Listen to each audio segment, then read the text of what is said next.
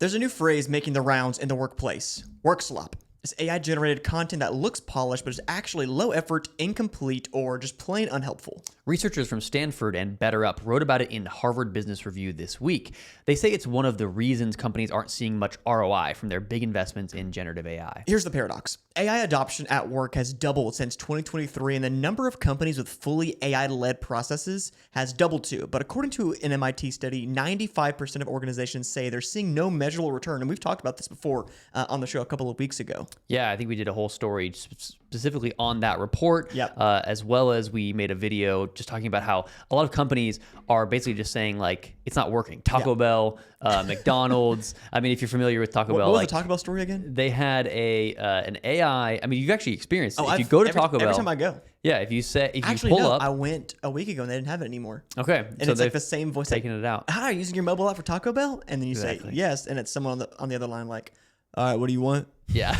I always say no, and then they I usually also say do that. yes. Yeah. But Taco Bell had that as an AI thing. It didn't really work very well, and so they started pulling back on that. But a bunch of other companies, through the kind of research we were doing, have also been pulling back on their AI experiments. And so we made a whole video about that, about how, especially with that 95% number, if you go back to that slide there, Jackson, at this MIT report, 95% of generative AI pilots at companies are failing.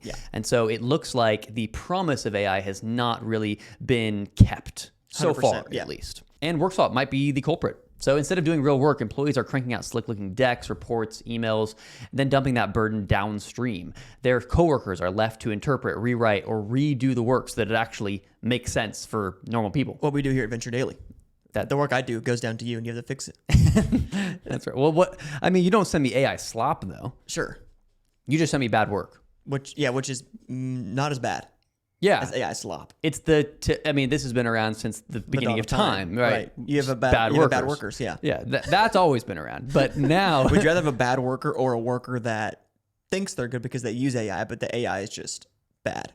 It's not even that they think they're good. It's that they've sent me something that they don't understand in any way. So if I have any edits for it or any like questions about they're going to be like, they're going to make up an answer. It's like someone who wrote your paper for you and you have notes on it. Like, hey, what did you think about this? Why did you write it this way? Like, I don't know. Yeah. Like that to me is the more dangerous part. Like I would think that a bad worker is probably worse overall than AI just giving us a subpar product or deck.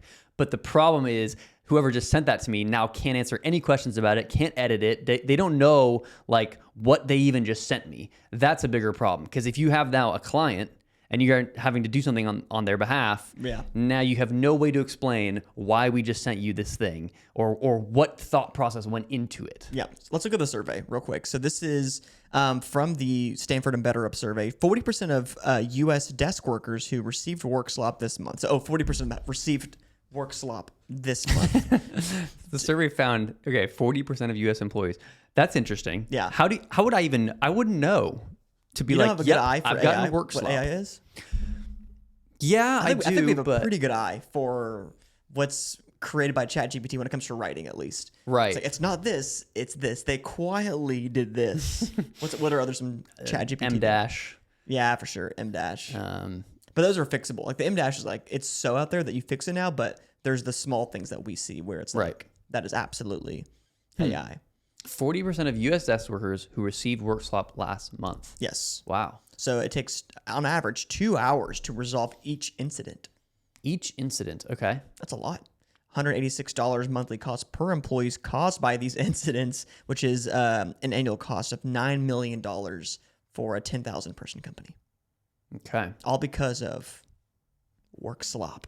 Yeah. Interesting. I wonder though, like, not to back up, not to defend AI too much here, but I wonder what those numbers would look like in comparison to the time saved by the people who are making these decks or emails or whatever they're doing, the report that they just wrote up. I wonder how much time they saved and if that allowed them to go do other work that was helpful to the company, or if they just kind of took a break because they're like, sweet, I could do what used to take me 3 hours in 15 minutes and now I can just goof someone off. Else gets screwed in that situation because they have to spend 2 hours fixing your thing. Even though you got to do other work, someone else But if you're just breaking it down into a math problem, right? Like okay, so if they had to spend 2 hours to fix the work that used to take you 3 hours, so there's a 1 hour time save. That's assuming it takes, you get 3 hours back from the work that you do. Exactly. That's assuming you get the work. In that scenario, then it's awesome. And it's not only that you're assuming that you get the work back, but then you also have to be working for that extra time. You can't just like be goofing off. And those people that get the 3 hours back, they're going to do no AI during that time. So if you do like double like AI, all those extra hours, it's just so much more slop someone else gets in. Like right. It all trickles down. Yeah, it's trickled down sloponomics. Yeah. But it's not just lost time. The social costs are actually bigger. About half of respondents said colleagues who send WORKSLOP, seem less creative, less reliable, less capable, and over a third of them said that they see them as less intelligent. So this is the data from the study themselves. It's wow.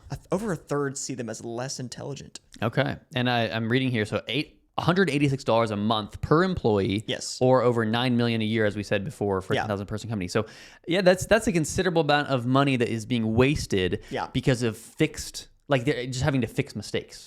That AI is making. But again, I would love to see how does that stack up against how much time was wasted before, with how many mistakes people were just making in terms of human errors. Well, if that 95% study is correct, then you think you're being efficient, but you're really right. It's bad all around for everybody. Yeah, the 3 hours that you think you save is really just meaningless to the company. That's true. Yeah, and according to our research, people are noticing. So a third of employees who get WORKSLOP said they're less likely to work with that colleague again. They're cutting them off. Cutting them off. Yeah, I'm done with this. I'm not going to tap Josiah to do this work because he's going to send me AI slop, but I'm just going to have to fix my own. I might as well do the work on my own. Yeah, and if you are an AI slopper, an AI slopist, which we've all been, we've all done it. We've all done it. Experimented a LinkedIn post. I've done AI slop LinkedIn posts. Maybe not on purpose, but on accident.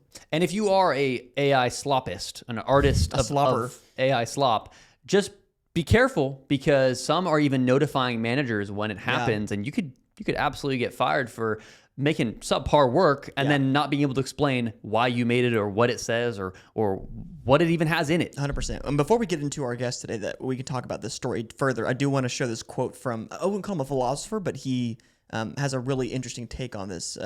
Dr. Nutt, another week of WORKSLOP in hopes of pay slop so I can have fun slop later. We've all been there. Yeah. I mean, this is the new reality. This is 2025. This is Trump's America. Exactly. For more on this story and what's going on with WORKSLOP, I spoke with Carmen Lee. Sounds good. Thanks, Jackson, for having me. My name is Carmen Lee, and founder and CEO of Silicon Data. We are a market intelligence company for anything AI GPU related. Is she calling in from the Noise Museum? All right, for my first question for Carmen, we're starting to hear more stories about AI-generated content actually slowing workers down instead of speeding them up, almost like a digital busy work task. From your perspective, Carmen, is this a growing problem inside companies, and how should leaders think about measuring AI's real productivity impact versus just the appearance of efficiency?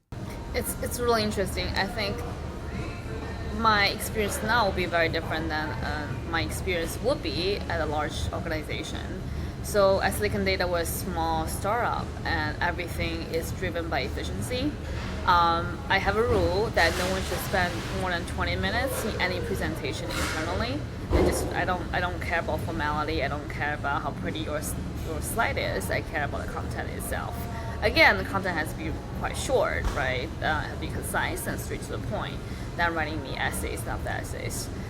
So I think we're very different. Our email Slack messages is pretty short. I don't really see the I guess the pains that other may have experienced, but I can definitely see how that could happen because you think about leveraging LLMs, right? It's metered by tokens, right? You input token and output token.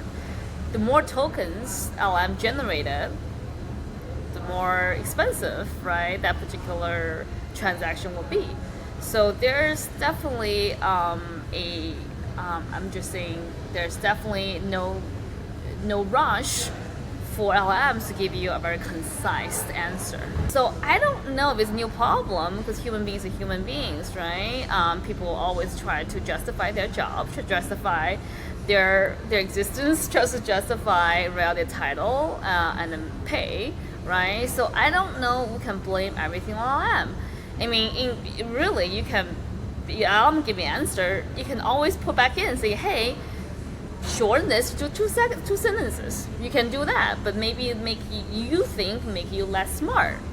I also asked Carmen, do companies need to start setting stricter policies around when and how employees can use AI tools, or will this problem work itself out as people get better with the tech? I think it's culture. I don't.